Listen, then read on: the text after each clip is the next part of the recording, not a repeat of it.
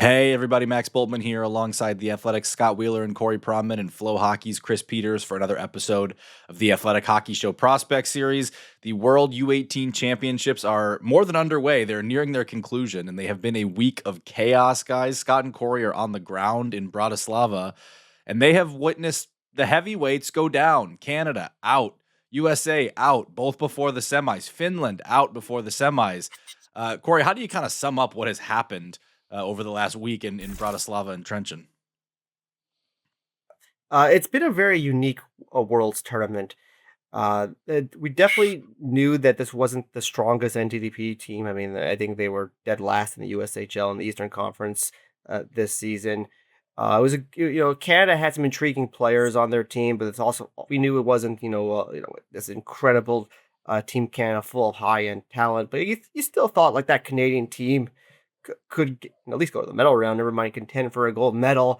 There was never really one team throughout the course of the tournament that really took over and showed consistent dominance. Everyone had like a bad game or in the preliminary round or a so-so game. I mean, U.S. had a tremendous effort against Sweden. They beat them, I think, 9-1 in the preliminary round, and then they struggled to beat Denmark.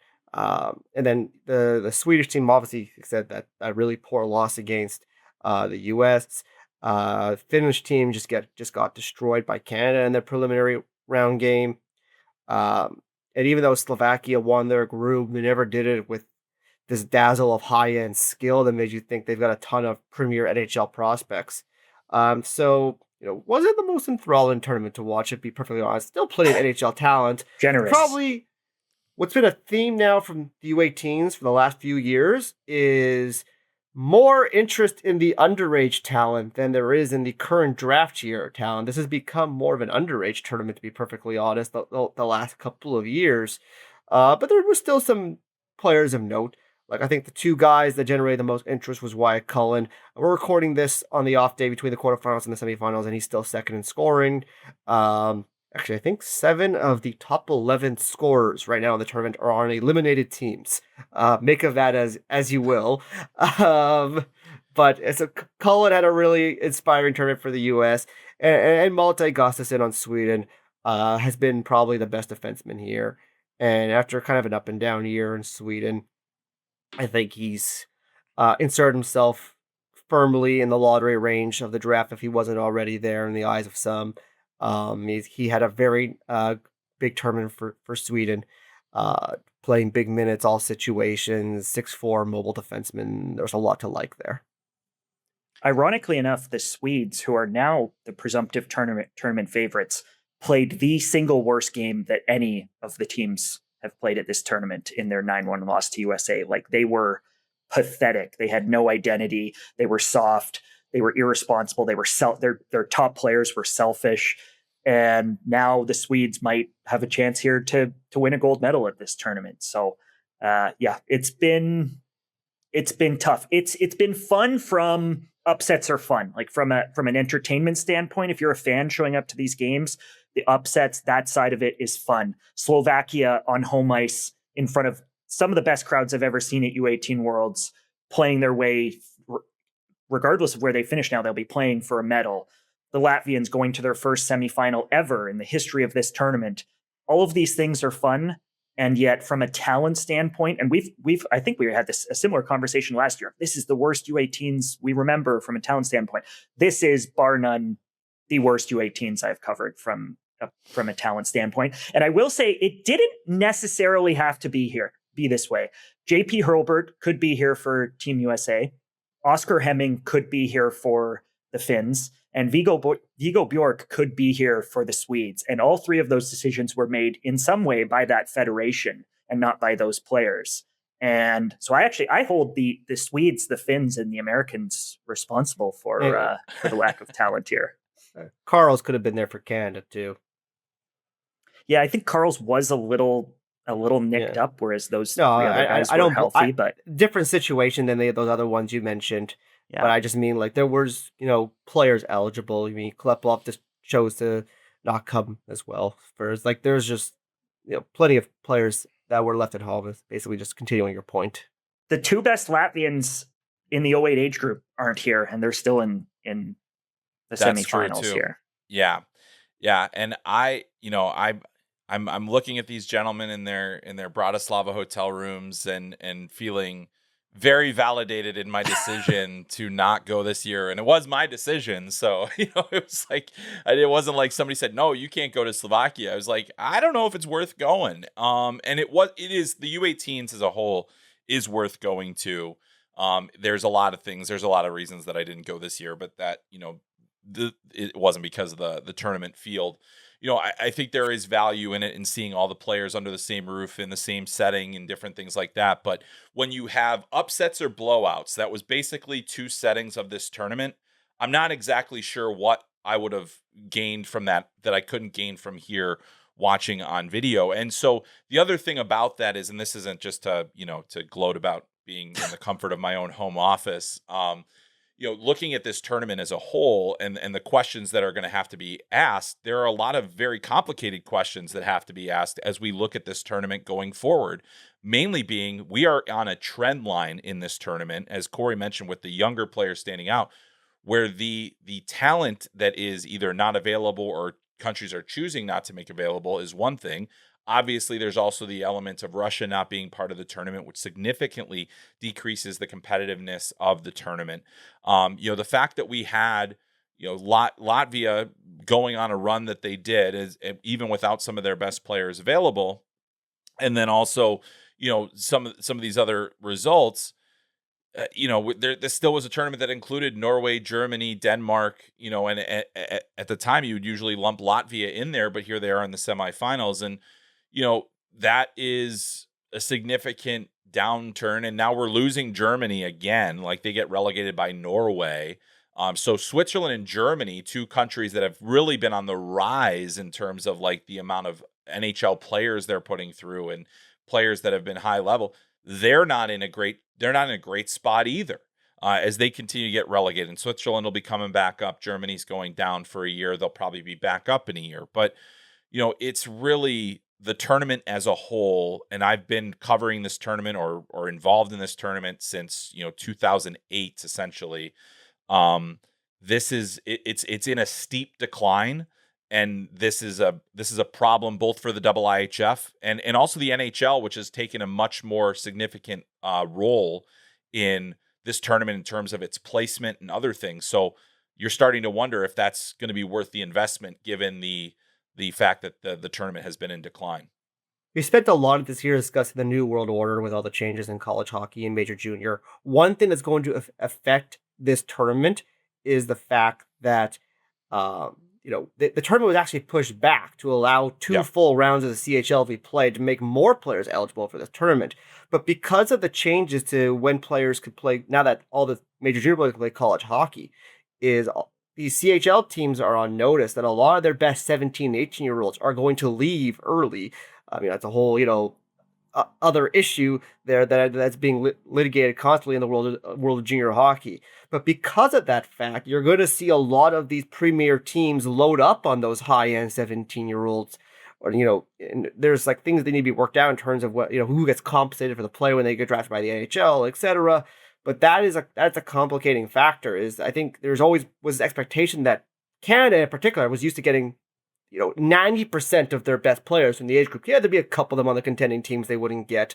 But for the most part, the best young players were high draft picks. They were drafted by rebuilding CHL teams. They were not usually contenders by their second year of junior hockey. So they got almost all of them. That's not really the case right now. And it could be an issue going forward in terms of getting the very best players for other countries in age groups, but whether it be imports or Canadians. You look around the CHL playoffs too. It's already happening. Like the Medicine Hat Tigers, Pickford's been unbelievable, and so is Jonas Wu. But the Medicine Hat Tigers are built around Schaefer Gordon Carroll, Noah Davidson, the Ruck twins, players who are all eligible to play at this tournament. And in Schaefer Gordon Carroll and Noah Davidson's standpoint, because they're late birth years, will now never play in this tournament because they will be too old next year. So Daxon Rudolph, Caleb Malholtra, all playing bigger roles than they typically would. Rudolph probably would have played a huge role regardless, but Malholtra certainly, I think, playing a bigger role than you typically see a player like him play in the CHL playoffs because this is his year, and they know that they're losing him at BU next year, and they had to make the most of him this season and build their team differently. And all of those things were a part of the equation as Brantford was sort of chasing a title. And I think Corey's point is very well made that way, where increasingly the teams that are still, even though they've adjusted the schedule, the teams that are still around in the playoffs are going to be relying on these kids. Well, if that's one like emerging trend, Chris, like another is for the United States in particular. You talked about your first one being in 2008. That was in the heyday of the U.S. dominance of this tournament from 05 to 17. The U.S. won it 9 times in 13 years, and obviously, like the NTDP and the familiarity these players had with each other was a huge reason for that. Well, the NTDP still exists, but all of a sudden, the U.S. has won it 1 time since 2017. What do you make of it? I mean, they've had some silvers in there, so it's not like they're absent from the gold game. They're no show in all these tournaments, but certainly the last couple of years, the age groups have not been as strong, and you wonder, especially as we talk about kind of the realignment of pre-college hockey, you have to wonder, like, is the U.S.'s glory run, like, has it kind of inevitably plateaued and now dropped off? Yeah, it's very interesting that this has coincided with, obviously we've seen better competitive results at the World Juniors over the last few years. I think you have to understand the countries are getting better. Sweden is now a regular threat. But there's something deeply troubling, or should be deeply troubling, about the U.S. losing to Latvia in the quarterfinal, and not just losing, there were a couple empty netters in there, but they, losing 5-2 to Latvia in an elimination game. And that's going to cause a lot of soul searching. And I think, you look at, there is going to be this new landscape that you're competing with. This is a bad time to not be winning gold medals, because now the signal is to others, hey, maybe some of these options might be better for you. And while, I've worked at the national team program, I think that their ability and their track record is really second to none because of all of the emphasis that is put on development. There isn't as much pressure to win, except at this very tournament. This is the one they're supposed to win. This is the one that they build 2 years towards. And now they're not going to medal this year. Only the second time since, I believe, 2021 that they did not medal in this tournament. So that is a big problem for USA Hockey. It's a big problem, for the NTDP as they go forward here, because now you've got to kind of reassess, I think, a little bit of everything in terms of how teams are being built, how the different things are, what players are you losing and why, what players are you missing on and why. There's a lot of different things. Goaltending has been a significant issue over the last few years. You've got, the Trey Augustines and like it used to be every year they would have, an elite goaltender in there. And now you're struggling to find who those players are going to be. So it's a big problem. It's something that they're going to have to address significantly, because now those results are going to show up at the NHL draft. They're going to show up at the World Juniors. I mean, next year's World Juniors team, I think getting to the semifinal would be a miracle at this point. A miracle is harsh. Well, not a miracle, but like it would be close. It would be a big surprise if they end up medaling at next year's World Juniors, especially with it being in Canada. And so you're starting to see the different things that you're like, wow, what is going on here? Now, there are going to be differences in player, like Chase Reed was kind of a developmental anomaly. A lot of people didn't realize what he's going to be. He even got cut from his USHL team, played in the North American League. Now we're talking about him as a potential number 2 pick in this draft. Different things that were, those things happen and you don't find those players.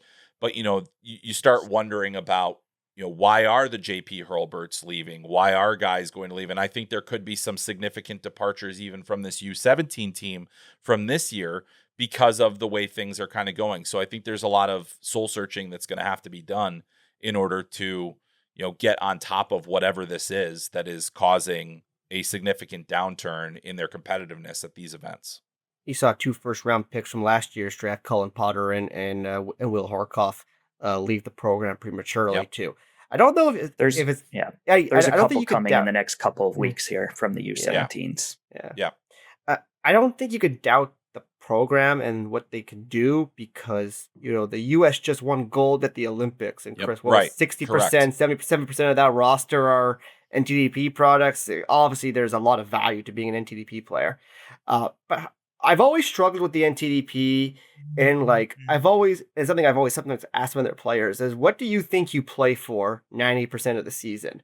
I never really get a convincing answer other than just developing myself and trying to get better and trying, trying to compete, but like not really competing for anything. I think the U17 season, there's a little bit more to it because there's a U17 challenge right at the start of of the year.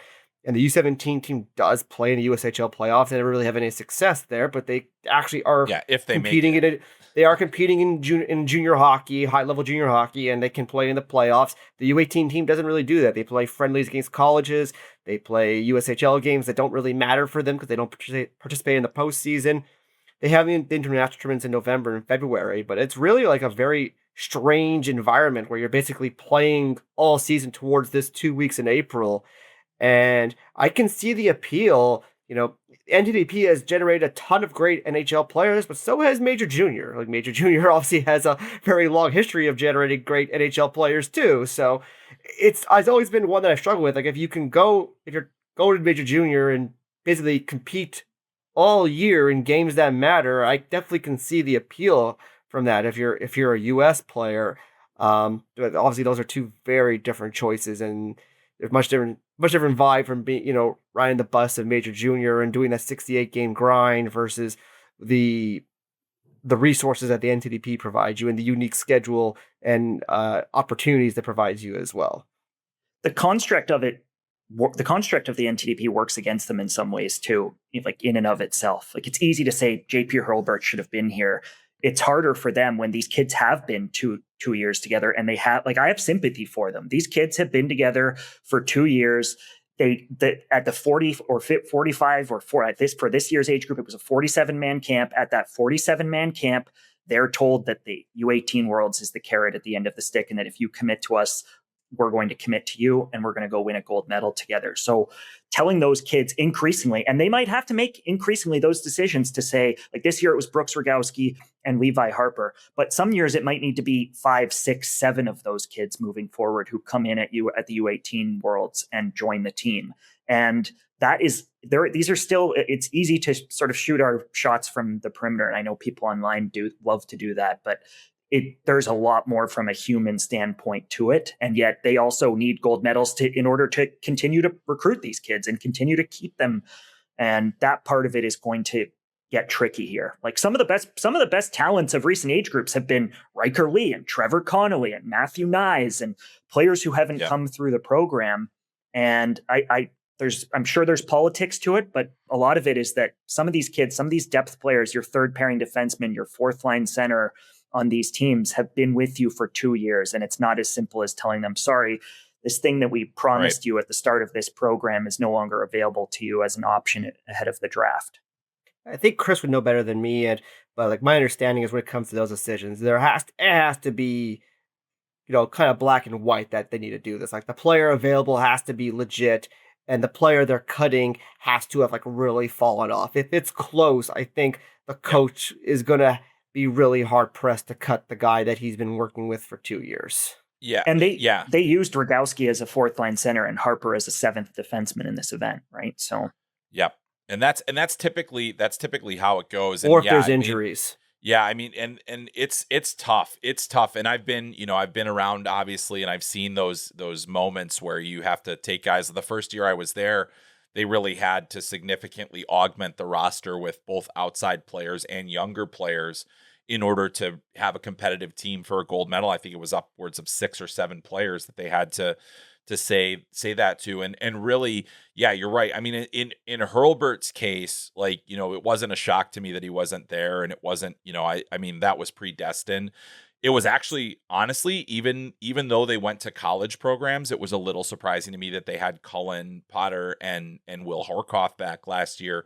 I think they really were. If they hadn't gone to college, they wouldn't have been. But I think they were like, well, this is part of our plan, is getting guys ready for college. So what does it say if we don't let those guys come back. So, and they did that for Werenski and others. So, like that, it's a really interesting dynamic that they have to battle with when it comes to this tournament, because as Scott mentioned, you've got that 2-year commitment, but on top of it, that's the message you're sending to everybody that's coming through next. It's like, hey, if you go, we'll just let you come back. And that's where I think we're going to see a real, like, that's part of the landscape that we're existing in now. There is going to be some type of attempt to clamp down on this player movement. The NTDP has had that agreement for years and years where, you're committing to 2 years. If you leave early, there is some sort of penalty for that. So that's something that you have to kind of deal with. So it's a very interesting dynamic, but it's one that they're going to have to navigate here pretty significantly as the landscape shifts, because players are now going to have more choices. All right, let's take a quick break right there. We're going to come back. We're going to talk about some of the top prospects in this year's draft who helped themselves at this tournament and maybe some who didn't.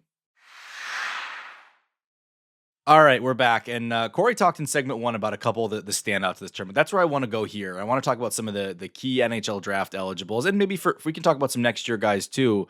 But the two Corey mentioned, I think we kind of covered Malte Gustafsson there. But Scott, you had a great story on Wyatt Cullen this week, and he's kind of become a name that maybe we haven't talked enough about in this class yet, but is going to be very relevant come draft day. Well, people are certainly talking about him now. And really, they've been talking about him since the CHL USA Prospects Challenge, I think, in November. Like, he was a standout there. He actually re-aggravated a hip injury that he was dealing with there, but through whatever he played 4.5 periods at that, he was one of the best players on the ice. And it's just a fascinating story, because here's this kid who, when he showed up to that 47-man camp, was 5'5". They weighed him in and listed him at 5'5" and 120 pounds. And I remember we were all in Sarnia. You guys started in Sarnia last year, and then I came in for the medal round in Sarnia last year. But I remember watching him in the medal round, and everybody at that point in the tournament was excited about Luke Scherer and Casey Mutrin. And I remember watching this little, I think at that point he's 5'7", 5'8", but this little kid sort of zip around the ice and thinking, this kid's unbelievable. And he's shifty and he's dynamic and his head is always up and he's twisting and turning and making plays. And if only he were bigger. And then he grows. And now he's 6'1". He's 176 pounds. The hip injury, and he actually tore the hip flexor right off of the bone, was literally a byproduct of growing. Like of actual growing pains turning into... At those CHL ATP games, he was at 5'11". So you're talking about a guy who's grown 2 inches, 3 inches maybe during the course of the season, essentially. And this week, and really down the stretch for the team, like just far and away, their best, most talented player. For a lot of this season, the talk about this team was the best pro prospect is Sammy Nelson, or the best pro prospect might be Carter Meyer. No, I think the best pro prospect at this point looks like Wyatt Cullen. He's days away from being eligible for the 2027 draft. He's still a pretty lean kid. He's going to fill out. And on the puck, in terms of the skating, the head up, the vision, the playmaking, the ability to go one-on-one. He goes one-on-one too much. Like too much. That's the criticism for sure. Yeah. But the skill level and the playmaking and the deception, like there's an electric, like pull you out of your seat factor with the player. And I've got a little bit of a spoiler, but I've got a new list coming out after U18s, and I've debated him anywhere from sort of 11 to 13, and I think he's nibbling around the top 10 for a lot of teams now, and an exciting player to watch, and a big boost for, we were talking about next year's World Junior team. Like now all of a sudden I think he features prominently on next year's World Junior team for Team USA and gives them an injection of skill that they needed, and the conversation around him has just changed really quickly here. He looks legit, and there's still a lot that has to come, the off puck and all that still has to come, but yeah, he has to be one of the most interesting players in this year's draft because the talent is undeniable. Like when you watch him, the skill just jumps out at you. Like he's so shifty, so creative, a good skater, a lot of pace in his game. Then you look at how did his season go? I mean, he's so dynamic. He must have lit it up this year. 12 goals, 34 points in 34 games with the program this year across all levels. And he had a good U18 tournament up until the point they got eliminated by Latvia, which I think is, it kind of and you watched the game there, and he had the puck a ton. He had plenty of chances, involved in plenty of chances. That's kind of been the story of his season. The aesthetics look really, really nice. He looks like a top, looks like an all-day lottery pick with his talent. The production didn't come. I think the people who would be in his corner would say, yes, but this is the growing, and this is a guy who's a September birth, and there's a lot of development still to come here. And that team wasn't very good. It isn't very good, But, so there's good arguments on both sides on where he should fit. Is he a teens guy? Is he late teens, closer to 20? Is he closer to 10? I think he's going to be, I think, one of the more, not divisive because he's a great player, but there's good arguments on where to fit him on a list right now. How about some of the other players in this class, though? Because Cullen is a nice riser, but there are names that were at this tournament that I think we hoped to hear a lot about. I certainly would hope to come out of this tournament hearing about a Tynan Lawrence bounce back after things didn't go that great at BU. What was your read on his event, Corey? It started off good enough. I mean, he was their first line center. You saw he was involved in scoring chances. His skating stands out at this level. He's very fast, very competitive, a lot of energy. And, in that game they lost to Sweden, probably had one of the nicest plays by a Canadian all tournament when he set up a cross screen on the back door. With Lawrence, though, I think what we've seen kind of all season, starting at the Hlinka, going into his season between the USHL and college, is that he kind of struggles to make the high end plays. He can make the basic plays when he's going north south. He's really effective. There is offense in his game. He has a good stick, but at the Hlinka, at Muskegon, at BU, and here, every coach has him run the flank on the power play, and he just simply can't do it. He cannot do it at a high level. That pass to cross screen might have been one of the first seam plays I've seen him make all year on the back door. That's just not what his game is in the NHL. If he's a power play guy, he's going to be a bumper or a net front guy, and I think he's talented. Obviously, this guy had been really high on all year, but I always try to say I don't, I'm not married to any positions. You have to adjust, and I have some severe questions on his hockey sense. I just don't know if he sees it at a higher level to be a top 6-4 to the next level. And I think he has ceded the center debate to Caleb Malhotra, who's just been on fire in the OHL right now. He might not even be the second center picked, quite frankly. And that might be Viggo Bjork. Yep. Yeah. Yeah, I was thinking that same thing, Corey. It's been a wild year to see just kind of the tumble, and it's not all on Tynan. I think you look at the way that Caleb Malhotra played over the course of the season, and now what he's done in the postseason, it's just super impressive. And Viggo Bjork doing what he did against men, it's really if Oliver Svanto had more points, I think we'd be talking about him ahead of Tynan. Oliver, it's not. Yeah, he had Savanto a tough. hasn't played tough, well. There's in another 3 guy months. that had a tough go. Yeah, So he had a tough go this last round. But going into the tournament, you're like, oh well, that's an option at the top of the center list. But yeah, I mean, I have some of those same concerns that you do, Corey, in terms of the hockey sense, in terms of what I can see what you can do, and I go back to last year at the USHL playoffs and. He was a top player. I mean, the puck was around him a lot. He was getting to the interior. He was doing so many things that made his team better. And was the postseason MVP at a young age. But the more I've watched, I wonder. And unfortunately, I have this feeling about a lot of players in this class. I keep watching, and I was like, if this was another draft year, where does this guy go? And it's always lower than where they're probably going to go this year. And he still is. That's the thing. He still is around the puck a lot. Yes. But it's two things. It's go get it, which he does so well. He always goes and gets it. He wins battles. He wins foot races. He's a dog. We all like the work ethic and the motor. But it's go get it, and then it's force it to the middle of the ice.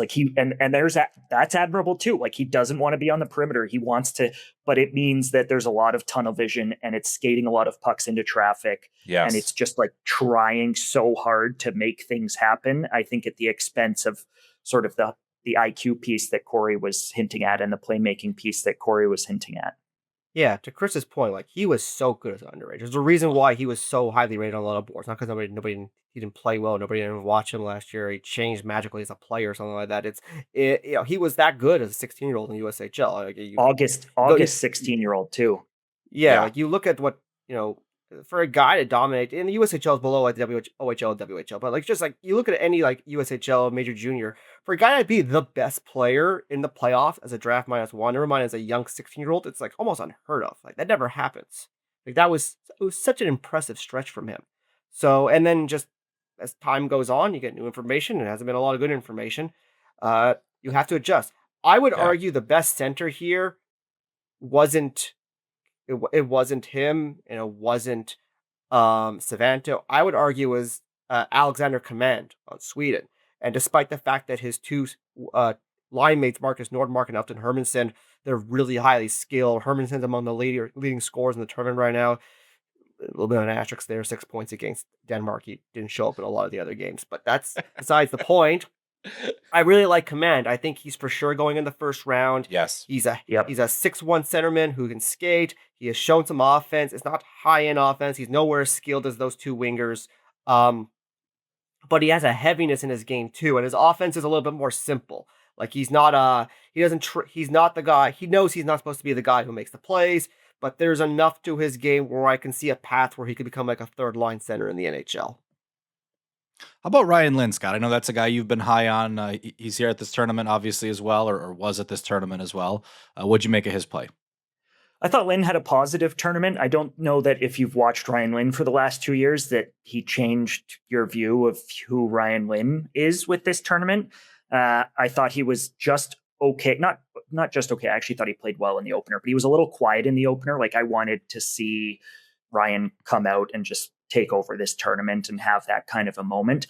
And he did have those moments over the course of the tournament in Finland, against Finland in Canada's group play finale. He was far and away the best player on the ice for either team. Like he was the best player in that game. He took over that game. He won Canada that game.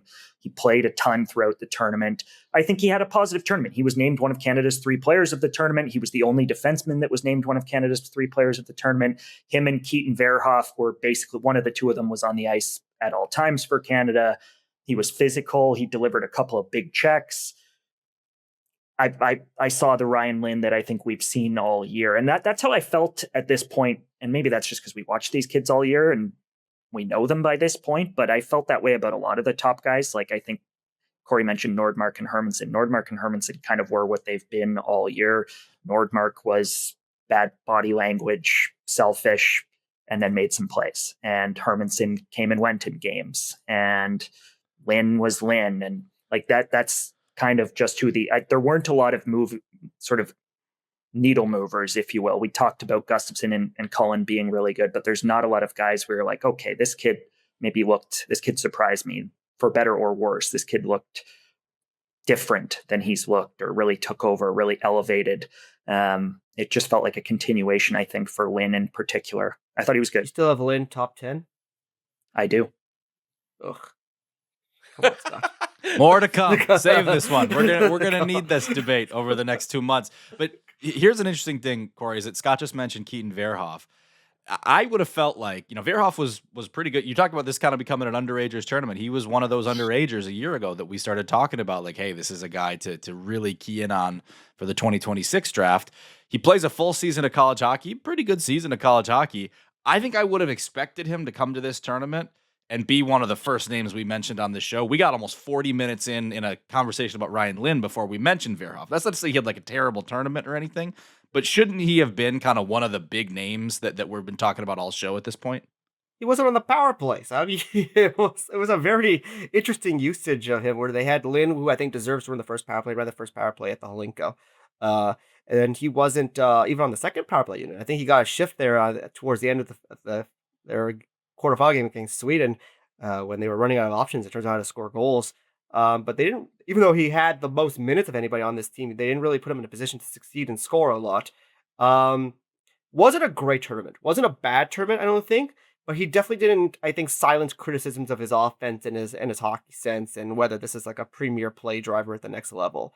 I think the difference between him and someone like Lawrence is Lawrence has had some questionable spots on his resume all season. Whereas with Verhoff, I think the body of work is a little bit more impressive. Where you go back to not only his prolific underage year like a Lawrence, but then he's a World Junior player. He had a good year at North Dakota. Playing a notable role on a team that on one of the best teams in college hockey. So even if he didn't have a great tournament, I still think he had a good enough tournament to where I'm not overly concerned. I don't think he's the first defenseman off the board. I feel like that's kind of firmly Chase Reed right now, and there's some minority opinions on some other players. Maybe Verhoff's there too, but I feel like he's very unlikely to go 1, 2, 3 right now. If the draft was today, he's probably, 3 to 6, 4 to 6, 4 to 7 right now. If I was doing a mock draft, so I kind of like I said, not stock fallen, but stock nudged down. I would say would be the best way to describe Verhoff right now. I'd like to let the record show after Corey threw another shot at my Ryan Lin opinion, that I was waving the flag on Tynan Lawrence and Keaton Verhoff about a year ago.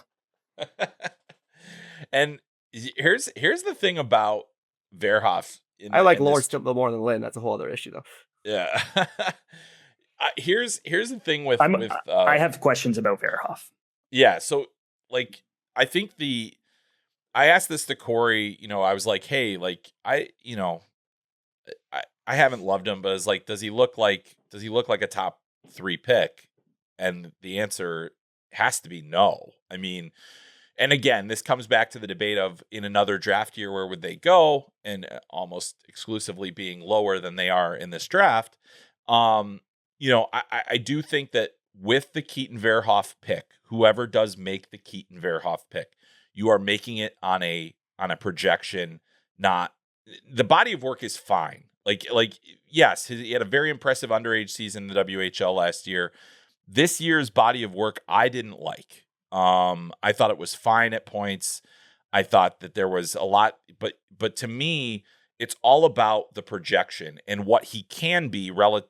And I feel like if you take the player, you are accepting a fair amount of risk in that the hockey sense isn't where it needs to be and may not get there. That's one skill and trait that I think is very difficult to overcome.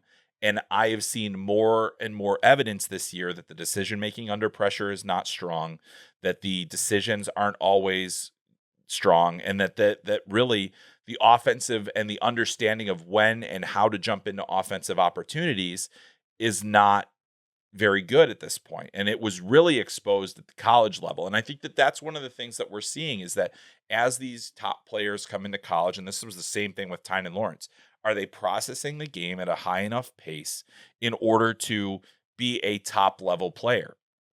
I think Keaton Verhoff. Go ahead. Well, hang on. I think Keaton Verhoff is going to be an NHL player. I think he's going to be a good NHL player. But I think that if you are banking on him to be a top pairing defenseman, you're starting to see signs that is like you're hoping at that point rather than projecting.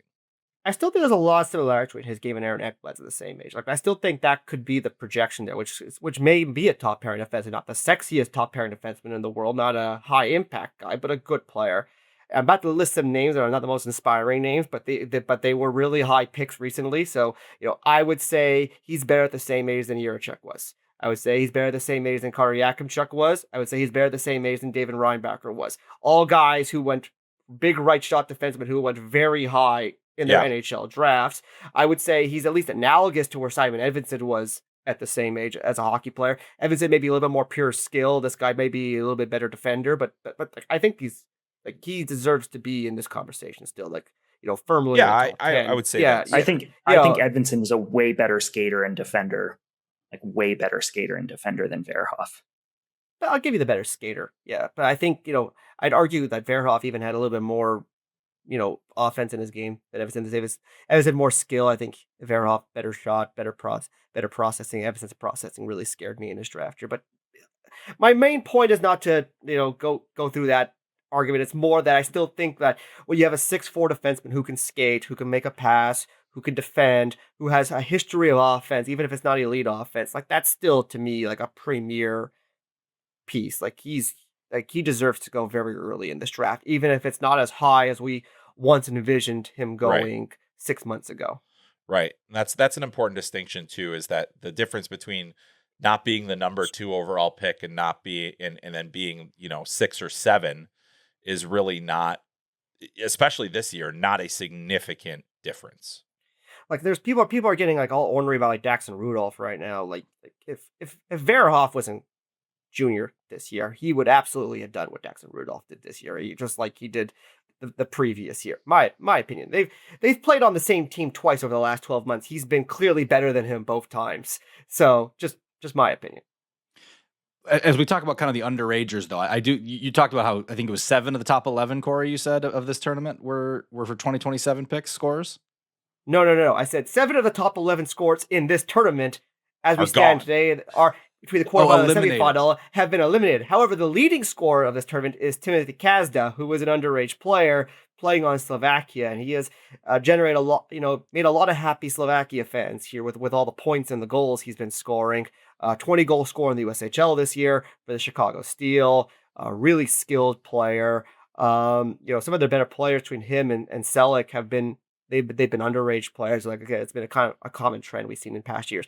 The Czech team also that advanced semifinal, full of really good underage players. Matthias Mahalik, if you haven't heard this name yet, he is going to be a very, very high NHL draft pick. Not this summer, not next summer, three summers from now. He is a 2010 birth date. He's a 6'3", 6'4", mobile, puck-moving defenseman. I think in that quarterfinal game against Finland, I think he led their team in ice time. He is a very exciting prospect. Alexis Joseph, I mean, he's one of the big names we've been following, Scott, and only plays 2 games at this event. Yeah, they started him as the 2C, and they quickly decided that he wasn't their 2C. They gave him an opportunity in the first game. He played there in the pre-tournament portion of the schedule for them.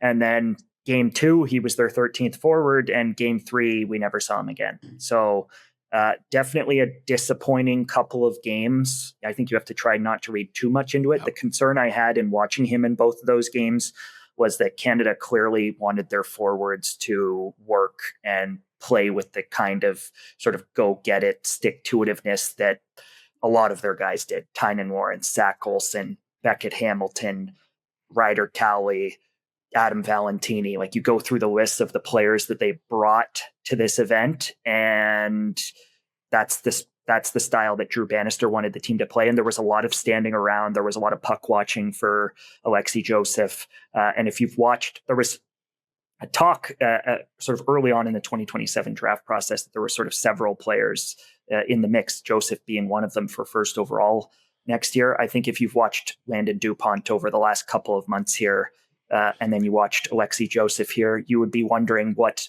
anybody who previously held that thought was thinking. So, a bit of a separation happening with DuPont and a guy like Joseph, but we'll see. Joseph's a great player. He's a 6'4" athletic center who can make plays. This will be a blip ultimately in the grand scheme of his career, but definitely notable at least that he wasn't a part of a Team Canada that lost in the quarterfinals, and that another 2027 in Jackson Jacobson came into the lineup and immediately injected some much needed offense into the group and helped out their power play in a way that Joseph didn't. All right, so that'll be for next year's draft, 2027. We're going to take a quick break right here. We're going to come back. We're going to talk about the lottery that is next week, and we're going to talk about what's at stake and all the intrigue around it. You're back. All right, we are back, and gentlemen, we are just a couple days away now from the NHL Draft Lottery. That'll be on May 5th. We will be going live right after the lottery on the Athletic Hockey Show YouTube channel, so make sure you subscribe and join us there so we can break it all down as it happens. But as we go in, Corey, I want to start with just kind of what's at stake here, because it's been such an up and down ride, I feel like, with who we're talking about at the very top of the class. We talked about some names we once anticipated talking about and maybe won't be. It kind of seems like maybe all roads have indeed led back to Gavin McKenna. Yeah, I mean, he had just a tremendous second half of the season there for Penn State, being one of the very best players in the Big Ten, winning the Big Ten scoring title. I wouldn't say it's all but assured he'll be the number 1 pick, but I think as things stand now, I think he's the heavy favorite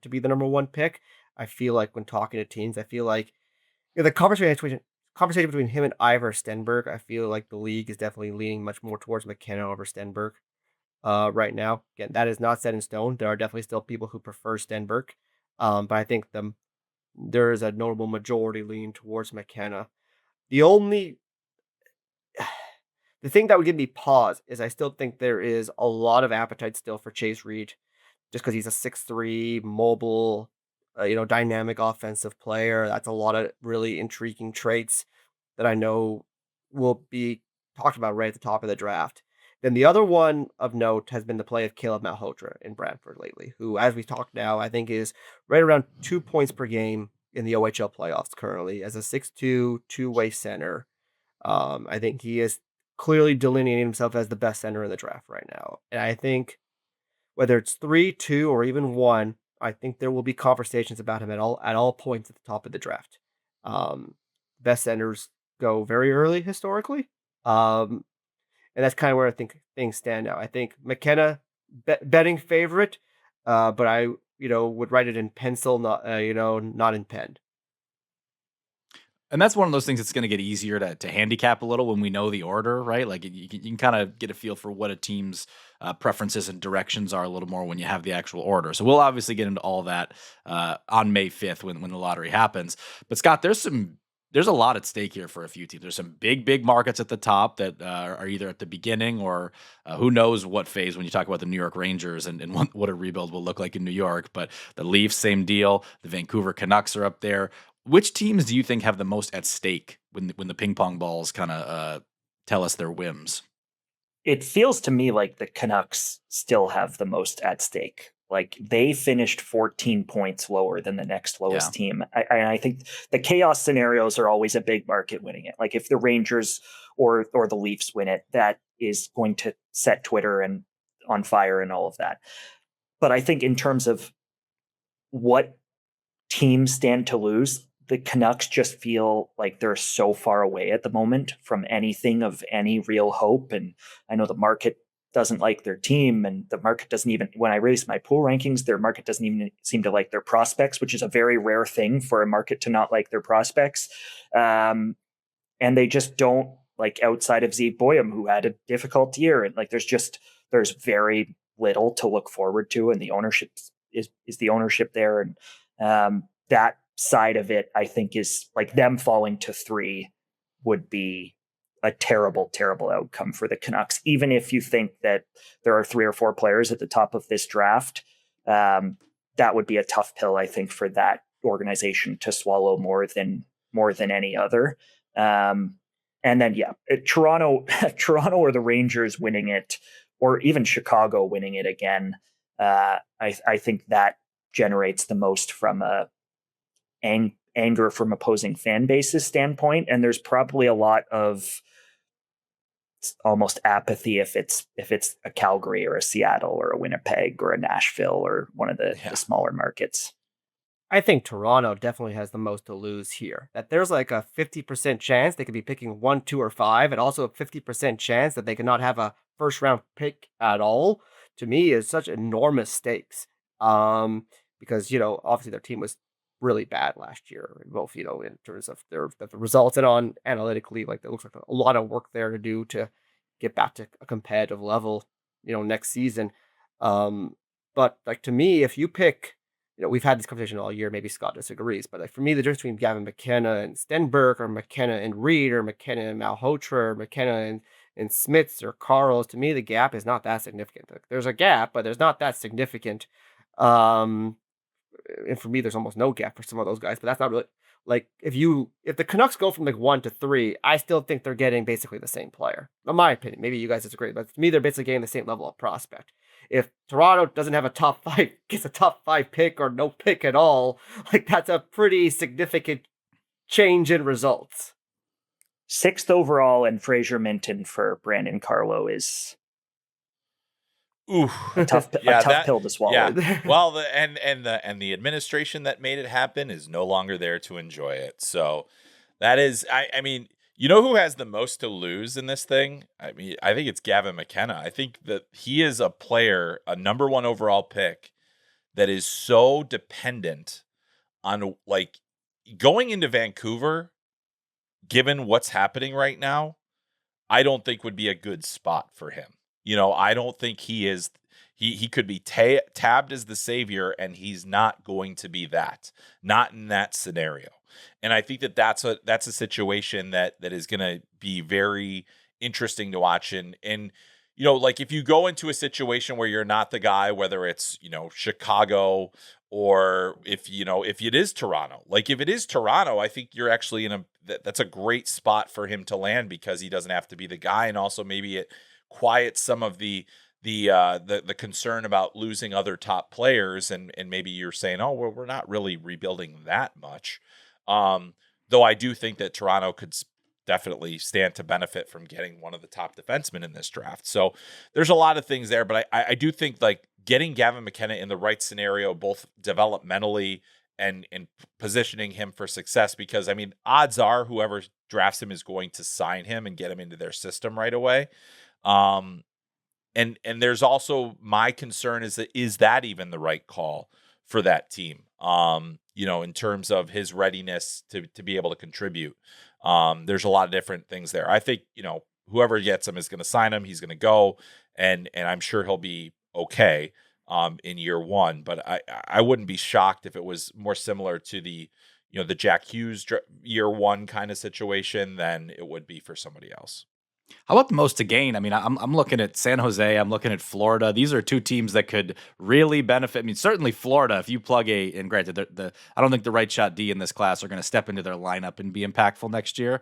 But it's a team that has a hole there. San Jose could really use an impactful right shot D. Imagine if San Jose walks out of this with Chase Reed after everything they've come away with here. And it really, that's an organization that's already seems like they got jet fuel behind them. A lottery win here would add more. Yeah, I think you're right, Max. Like, especially, San Jose, it just feels like they're getting closer to the cusp. And if you add another high impact piece to your fold here, you've got another one of those franchise building blocks. And then, anything to supplement the nuclear weapon that you have that is Macklin Celebrini is going to be pretty big. But like, I think you also look at the situations like a Florida where you've got a veteran group where you can usher in a younger guy a lot more easily than, having like a Chicago where it's like they've handed the team over to the young guys and it's like, is that going to work?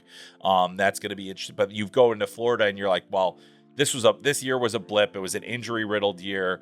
Now we also have a player. Not only is that player coming in potentially for next season, they're coming in at a low rate of cost in terms of what it means for your salary cap. So the teams that have some of those cap constraints could really stand to benefit from a player like, if it was a McKenna, if it is, Chase Reed. I'm not 100% sold on really many of the players in this draft being able to jump right in. But if you're a place that can insulate that player like a Florida, that's a pretty good spot to be in. So, but there aren't many teams that are set up that way. And maybe even like Winnipeg. Maybe Winnipeg could be that team too, where they've got that veteran group that can insulate a player.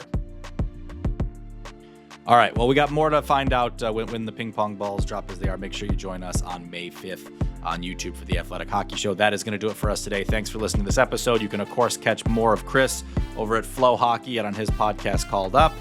We'll talk to you soon. Thanks for watching. Make sure to like and subscribe and ring the bell to stay informed and catch new episodes every Monday, Wednesday, Thursday, and Friday. And in the meantime, you can join our Discord community. We'll see you there.